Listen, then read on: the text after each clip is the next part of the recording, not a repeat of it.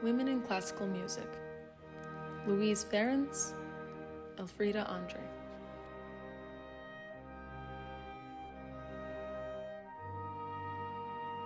Louise Ferenc was a famous French composer, teacher, and pianist, unfortunately forgotten throughout history because of being overshadowed by many famous male composers of her time. But she was persistent, and her talent, even while facing the challenges of her times, didn't go unrecognized.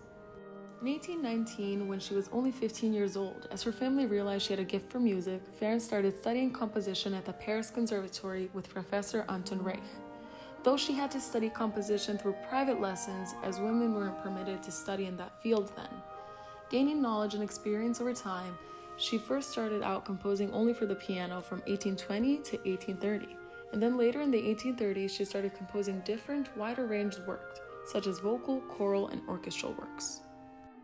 That is known of, in total she has composed 49 compositions with opus numbers.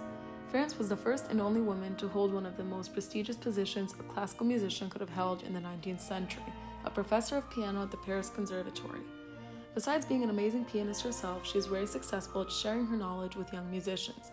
It is known that every one of her graduates were triumphant in concerts and competitions, and despite this, she was still paid less than her male colleagues.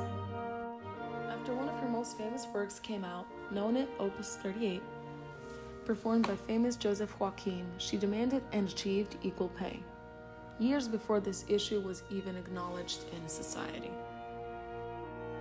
In spite of all the obstacles set before her, she has succeeded at being known, at least during her time, as a truly great composer.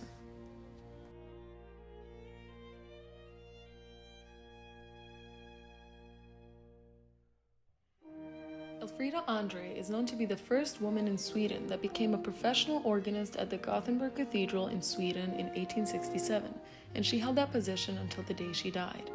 She was the only woman that applied for the position next to 7 men, and when she received the telegraph that she got the position, the votes for her were unanimous. Elfriede had the encouragement and support of her father, Andreas Andre, who was a liberal man. At the young age of 14, Elfriede traveled to Stockholm to study privately to be an organist, by the encouragement of her father, as women weren't allowed to attend any music academies at the time. After privately graduating as an organist, she studied composition at the Royal Conservatory of Music in Sweden under the wing of composer Ludwig Norman. After finishing her qualifications, she requested from the Swedish government to apply for an organist position, but she was rejected because women weren't allowed to apply for positions of professional organists at the time.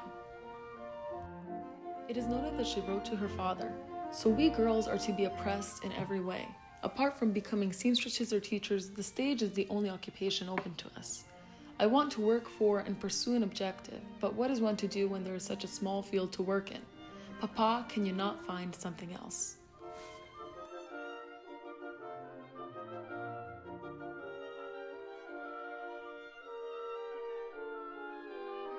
In 1861, the right to apply for organist appointments was given to women, which finally opened the doors for her. Besides being an organist, Elfriede Andre was also a composer, a teacher, orchestral conductor, and a female rights activist in Sweden. She is also known to be the first female telegraphist in Sweden, which is a position she didn't come onto easily. She started her training in 1861, but women gained the right to train as telegraphers in the year 1863. In 1865, there were only a couple of female telegraphers, but later in the 1880s, it became a female-dominated job in Sweden. Elfriede started composing around the 1860s and had submitted works anonymously, as one of her works was published in 1865. Later, it came as a great surprise to society, especially to men, that a woman was the creator behind a successful composition.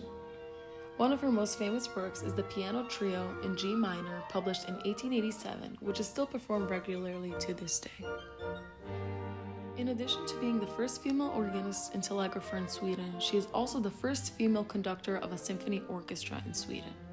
It is no secret that women in classical music, especially composers, have been denied the representation that their male colleagues had received.